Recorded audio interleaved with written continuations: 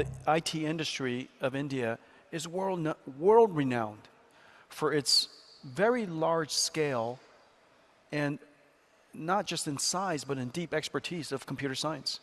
Very few countries in the world has this natural resource, this amazing natural resource called IT and computer science expertise. In the last couple of years, we've been working together to upskill, and we've now upskilled about 200,000 IT professionals into the world of AI. You know, what do we have to do together, and how can we work together to help transform India at the speed of light, really? Because everything is moving so fast, to transform India into a center, not of just IT, but a center of AI. So, from my point of view, Jensen, let me tell you my own experience in India. First, right, as our Prime Minister has said, that this is a new aspirational India. What we have today is we are among the only country in the world where the average age of 1.4 billion Indians is below 35. So what is driving our economy is not only new technologies like AI, but also aspirations. And I believe that, you know the Prime Minister, and I believe that his leadership in terms of converting India to a premier digital society has been vital and continues to drive activity at the ground level. So it's demography, it's leadership. The third factor is that we as Indians have the raw talent. You talked about converting 200,000 people into this, but I believe there are millions, right? If we now see India has become home, right, among all the companies across the world,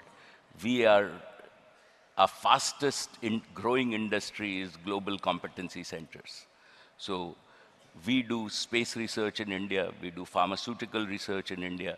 I'm sure that you're thinking of building chips in India. That's right. We are in our own energy industry, we do bioenergy industry. All the energy majors, Shell, BP, right, actually do their innovation in India. So India is fast becoming an innovation hub for the world in terms of where we are and not the manufacturing hub. The thing that I really love, and when I met Modi ji, the first time he asked me to meet his cabinet was this has got to be about 6 years ago. He asked me to address his cabinet about artificial intelligence. And I was so surprised. It was literally the first time any government leader, any national leaders asked me to address his cabinet on this particular topic. It was long before anybody was talking about artificial intelligence. And my last visit with him, he said this, and it was really quite profound. He said, I was explaining to him the concept of AI infrastructure and why it's essential for every nation to have their own AI infrastructure, like their own communication, their internet infrastructure, their roads, like energy, of course, and of course, intelligence should be part of your infrastructure, and the manufacturing of intelligence should be part of your infrastructure. And he said this, he said, it makes complete sense that India should manufacture its own AI, manufacture your own AI. You should not outsource. You should not export data to import intelligence. That India should not export data to import intelligence. And he said... Absolutely. And Modi ji said, it's like India should not just export flour to import bread. We should add value to the data ourselves. And the partnership that we have is to start that journey, to build the underlying infrastructure so that India could have your own infrastructure. You surely have your own computer science expertise. and you also have your data. You have a giant population of users to drive that flywheel. And then one more comment. This is the thing that he was most inspired by 6 years ago. He said that artificial intelligence has the ability to elevate the entire population of India. And the reason for that, I was talking earlier to him about the fact that there are so few people in the world who knows how to program a computer. Programming is not easy.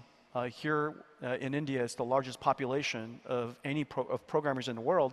However, still programming is not easy. Most people don't know how to program Python or C++ or Pascal or Fortran, or Java. But everyone knows how to program an intelligence. And so the ability to program computers is available to a small population, but the ability to program AI is something that everyone can do. And if AI could be put into the hands of every citizen, it would elevate and put into the hands of everyone this incredible capability you and I get the benefit from, called computers. And this computer could now benefit everybody in society. And now he explained that back to me. Yeah. Absolutely. And I think that is why I started by saying that we are very fortunate to have a visionary leader who believes not only in vision but in execution.